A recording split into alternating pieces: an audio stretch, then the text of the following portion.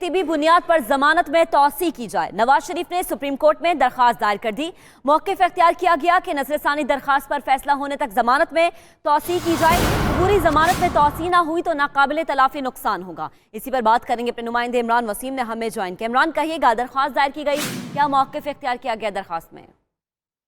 जी बिल्कुल, supreme court में नवाज शरीफ ने मुस्तकिल जमानत की दरखास्त के बाद एक और मुतफरिक दरखास्त जो है वो सुप्रीम कोर्ट में दायर की है, जिसमें नवाज शरीफ के वकील की जानिब से ये कहा गया है कि जब तक नजरसानी की दरखास्त सुप्रीम कोर्ट में ज़ेर इल्तवा है और उस पर कोई फैसला नहीं हो जाता तो जो 6 हफ्तों की सुप्रीम कोर्ट ने जमानत दी थी उसमें तौसी की जाए। और ये भी कहा गया है कि अगर तौसी ना की जाएगी अदालत की जानिब से तो इससे उनके जो क्लाइंट हैं नवाज शरीफ, उन्हें नाकाबिले तलाफी नुकसान पहुंचेगा। वकील ख्वाजा हारिस की जानिब से ये कहा गया है कि उन्हें उम्मीद है कि सुप्रीम कोर्ट उनकी नजरसानी की दरखास्त जो है वो मंजूर कर लेगी। और इंसाफ का तकाजा यही है कि जब तक ये दरखास्त पेंडिंग है नजरसानी की, नवाज शरीफ की 6 हफ्तों की जो अबूरी जमानत है उसमें तौसीक कर दी जाए।